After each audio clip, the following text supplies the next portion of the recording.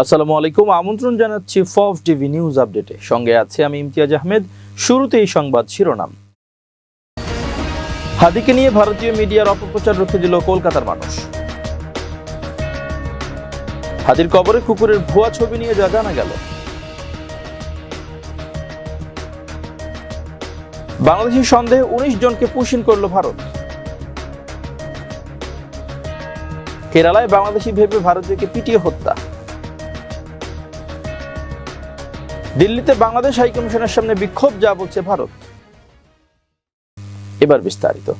ভারতের পশ্চিমবঙ্গের বাংলা দৈনিক আনন্দবাজার পত্রিকায় আধিপত্যবাদ বিরোধী শহীদ শরীফ ওসমান হাদিকে ভারত বিদ্বেষী উগ্রবাদী হিসেবে উল্লেখ করায় ক্ষোভে ফুঁসছে কলকাতার মানুষ। আনন্দবাজার পত্রিকায় বলা হয়, প্রায় অর্ধ শতাব্দী আগে কাজী নজরুল ইসলামের দেহ সমাধিস্থ করা হয়েছিল ঢাকা বিশ্ববিদ্যালয় মসজিদের পাশে।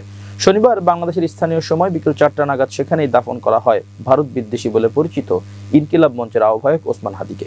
তাই নিয়ে শুরু হয়েছে বিতর্ক।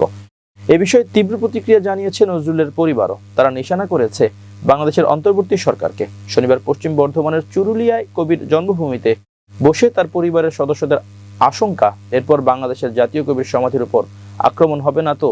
আনন্দবাজার পত্রিকাটি কবি নজরুলের পরিবারের এক সদস্য সোনালী কাজীর উদ্ধৃতি দিয়ে জানায় যে সিদ্ধান্ত নেওয়া হয়েছে তা অনৈতিক।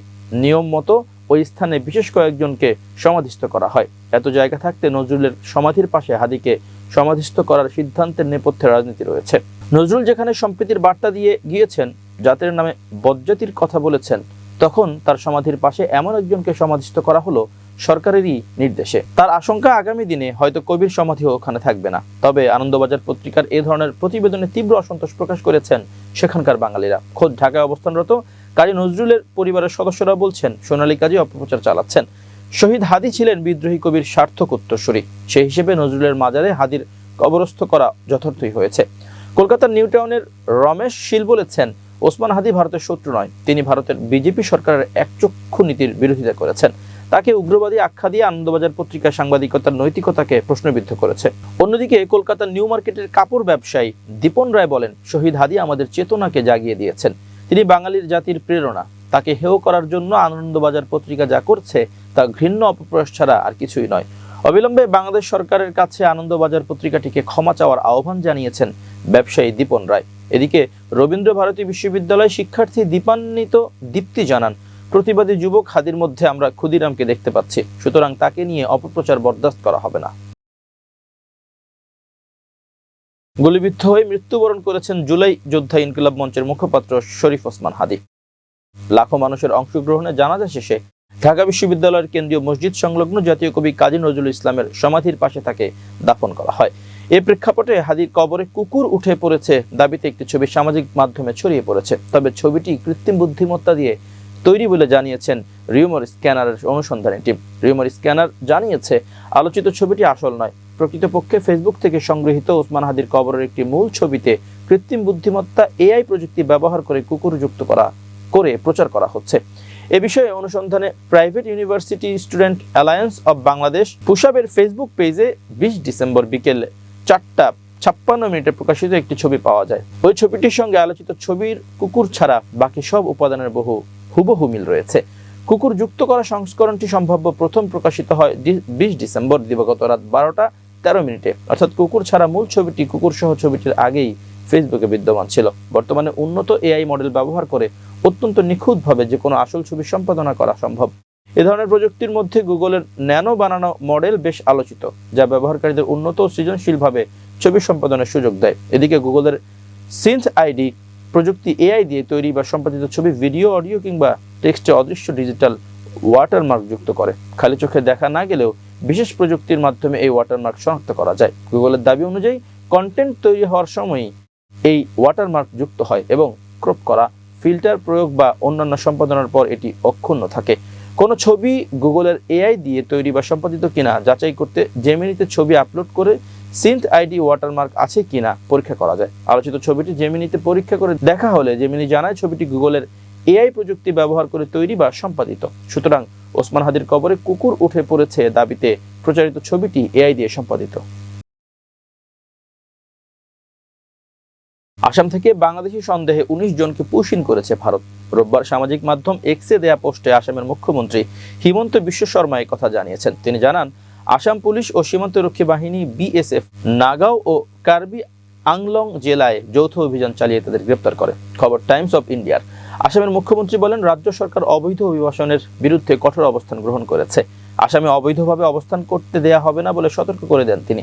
আসাম পুলিশের কর্মকর্তারা জানিয়েছেন, অনুপ্রবেশ বন্ধ করতে সীমান্ত এলাকায় নিরাপত্তা জোরদার করা হয়েছে। কর্মকর্তারা আরও জানিয়েছেন, বৈধ নাগরিকত্বের নথি ছাড়া কাউকে পাওয়া গেলে তাকে আটক করা হবে এবং আইনি বিধান অনুসারে ফেরত পাঠানো হবে। এর আগেও বিভিন্ন সীমান্ত দিয়ে একাধিক দফায় পুশিনের ঘটনা ঘটেছে।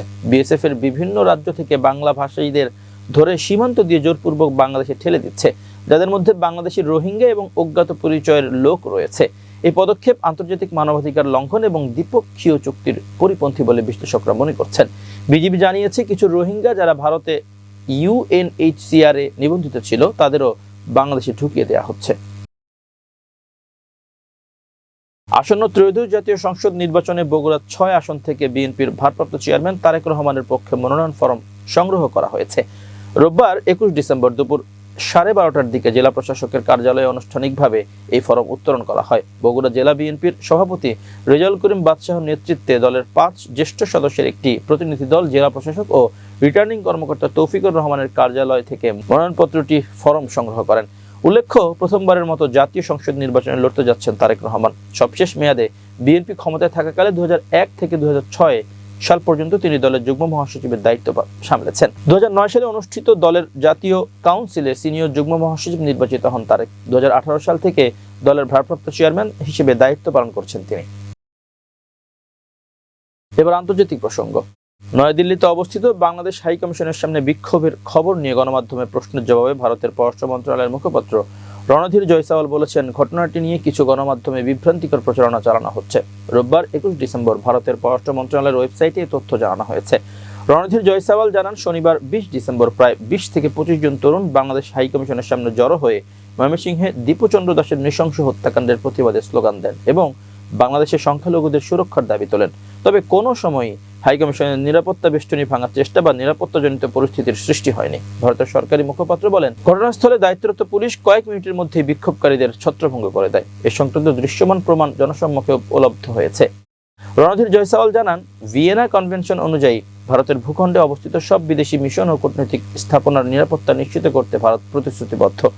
বাংলাদেশের চলমান পরিস্থিতির উপর ভারতের নিবিড়ভাবে নজর রাখছে উল্লেখ করে জয়সওয়াল বলেন, ভারতীয় কর্মকর্তারা বাংলাদেশ কর্তৃপক্ষের সঙ্গে নিয়মিত যোগাযোগ রাখছেন এবং সংখ্যালঘুদের উপর হামলার ঘটনায় ভারতের গভীর উদ্বেগ তাদের জানানো হয়েছে। পাশাপাশি দীপুচন্দ্র দাস হত্যাকাণ্ডের সঙ্গে জড়িতদের দ্রুত বিচারের আওতায় আনার আহ্বানও জানানো হয়েছে। উল্লেখ্য, নয়াদিল্লিতে অবস্থিত বাংলাদেশ হাইকমিশন প্রাঙ্গণে শনিবার স্থানীয় সময় রাত ৯টার দিকে একদল উগ্র হিন্দু বিক্ষোভ করে। সেখানে তারা সব নিরাপত্তা বেষ্টনী অতিক্রম করে বাংলাদেশ হাউসের মূল ফটকের সামনে উপস্থিত হয়। বাংলাদেশ বিরোধী নানা স্লোগান দেয় এবং ভারতে নিযুক্ত বাংলাদেশের হাই কমিশনার রিয়াজ হামিদুল্লাহকে হত্যার হুমকি দেয়। ভারতের ছত্তিশগড়ের এক যুবককে বাংলাদেশি ভেবে কেরালায় পিটিয়ে হত্যা করা হয়েছে। তিনি ছত্তিশগড় থেকে সেখানে অভিবাসী হিসেবে কাজ করতে গিয়েছিলেন। ৩১ বছর বয়সী ওই যুবকের নাম রামনারায়ণ বাঘেল।